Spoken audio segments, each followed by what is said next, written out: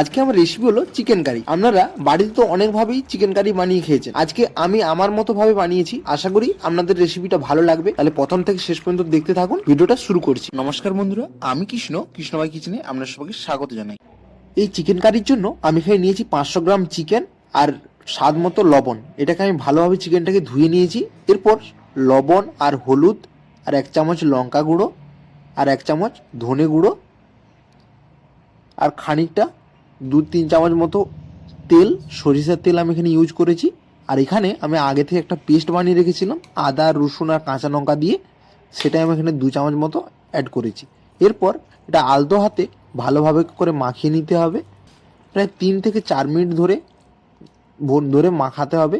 আর বন্ধুরা, যতটা সময় ধরে এই মাংসটাকে ম্যারিনেট করবেন তত এর স্বাদটা ভালো হবে। আর এতে আমি 2 থেকে 3টে মতো পেঁয়াজ কুচি আমি ইউজ করেছি। আর এরপর আমি এটাকে 10 মিনিট থেকে 30 মিনিট মতো আমি ঢাকা দিয়ে দেবো। আর এখানে নিয়েছি কিছু মশলা, যেমন 2-3টে মতো আলু, আদা, রসুন, কাঁচা লঙ্কা, 2টো পেঁয়াজ আর 3-4টে মতো টমেটো। এরপর আদাটাকে ছোট ছোট করে কুচি করে আমি গ্রাইন্ডার মেশিনে দিয়ে দিচ্ছি। এরপর আদা, রসুন আর কাঁচা লঙ্কাটাকে একসাথে আমি পেস্ট বানিয়ে নেব। এতে আমি খানিকটা জল অ্যাড করলাম যাতে পেস্টটা বেশ স্মুথ হয়। দেখুন, আমি গ্রাইন্ডার মেশিনে আমি পেস্ট করে নিচ্ছি। আমার পেস্টটা প্রায় পুরোপুরি তৈরি হয়ে গেছে। কত সুন্দর একটা ফাইন পেস্ট বন্ধুরা তৈরি হয়েছে দেখুন। আর এখানে পেঁয়াজ আর টমেটোগুলোকেও ভালোভাবে আমি কুচিয়ে নিয়েছি। এরপর পুরোপুরি চলে এলাম রান্নায় কড়াই প্রথমে গ্যাসেতে চড়িয়ে এতে দিয়েছি খানিকটা সরিষার তেল আর আগে থেকে কেটে রাখা আলুর মধ্যে দিয়েছি স্বাদ অনুযায়ী লবণ আর 1 চামচ মতো হলুদ। এরপর 3 থেকে 4 মিনিট ধরে ঢাকা চাপা দিয়ে আলুটাকে ভালোভাবে ভেজে নিতে হবে। দেখুন বন্ধুরা, আমার আলুগুলো প্রায় লালচে বাদামি হয়ে গেছে। আর তাই আমি একটা প্লেটের মাধ্যমে এগুলো তুলে নিয়েছি। দেখুন কত সুন্দর একটা কালার এসেছে। আর এর মধ্যে আমি খানিকটা সরিষার তেল অ্যাড করেছি। আর এর নিচে গোটা গরম মশলা, যেমন 2টো দারচিনি টুকরো আর একটা তেজপাতা, 2টো এলাইচি। এরপর আগে থেকে কুচিয়ে রাখা পেঁয়াজগুলো এর মধ্যে দিয়ে দেব। পেঁয়াজটাকে লালচে বাদামি করে প্রথমে ভেজে নিতে হবে। মিডিয়াম ফ্লেমে এটাকে ভাজতে হবে, না হলে পেঁয়াজটা পুড়ে যেতে পারে। দেখুন লালচে বাদামি কালার চলে এসছে। এরপর আগে থেকে যে আমি পেস্টটা বানিয়ে রেখেছিলাম আদা, রসুন আর কাঁচা লঙ্কা, সেই পেস্টটা আমি এর মধ্যে দিয়ে দেব। দিয়ে অনবরত এই খুন্তি দিয়ে নাড়াচাড়া করতে হবে। এর মধ্যে আগে থেকে যে কুটে রাখা টমেটোগুলো রেখেছিলাম সেগুলো এর মধ্যে অ্যাড করে নেব। এর পর আমি এতে স্বাদ অনুযায়ী লবণ অ্যাড করব মশলাতে। এরপর আবারও এইভাবে নাড়াচাড়া করতে হবে বন্ধুরা।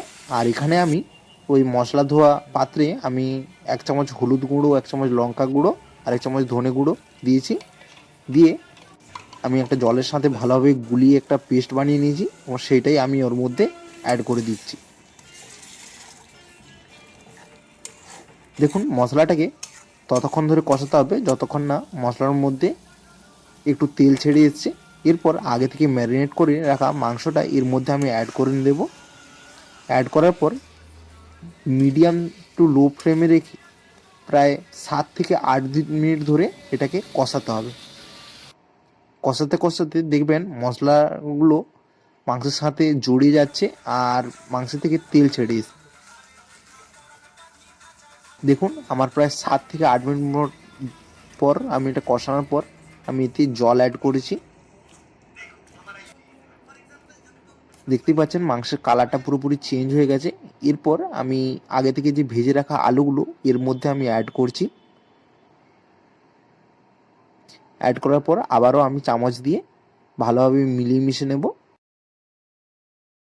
এরপর আমি মাংসটাকে সেদ্ধ হওয়ার জন্য আমি এটাকে ঢাকা দিয়ে দেব। প্রায় আমি ঢাকা দিয়ে আমি এটাকে আবারও 10 থেকে 12 মিনিট মতো আমি অপেক্ষা করব, যাতে এর মধ্যে আলুগুলো সেদ্ধ হয়ে যায় আর মাংসটাও সেদ্ধ হয়ে যায়। দেখুন আমি 10 মিনিট পরে বন্ধুরা ফিরে এলাম। দেখুন উপরে কত সুন্দর তেল ভেসে এসছে, মানে মাংসটা আমার পুরোপুরি সেদ্ধ হয়ে গেছে। আর এতে আমার আলুগুলো যে আগে থেকে ভেজে রেখেছিলাম সেগুলোও পুরোপুরিভাবে সেদ্ধ হয়ে গেছে। এরপর সবশেষে আমি কিছু ধনেপাতা আমি উপর থেকে ছড়িয়ে দিচ্ছি যে কোনো মাংসতে। আর এই শীতকালে বন্ধুরা ধনেপাতা সবাই খেতে পছন্দ করে, আর তাই আমি এতে অ্যাড করেছি। আর এতে একটা খুব সুন্দর ফ্লেভার আসবে। তো বন্ধুরা, আপনারাও এভাবে আমার মতো টিপস ফলো করে বানাবেন, আশা করি আমার মতনই টেস্ট হবে। তো এরপর আমি এটাকে আবারও 2-3 মিনিট ধরে ফুটিয়ে নেব। দেখুন এতে ফুটতে শুরু হয়েছে। এরপর আমি এটাকে ঢেকে রেখেছিলাম স্ট্যান্ডিং টাইমে প্রায় 2 থেকে 3 মিনিট মতো।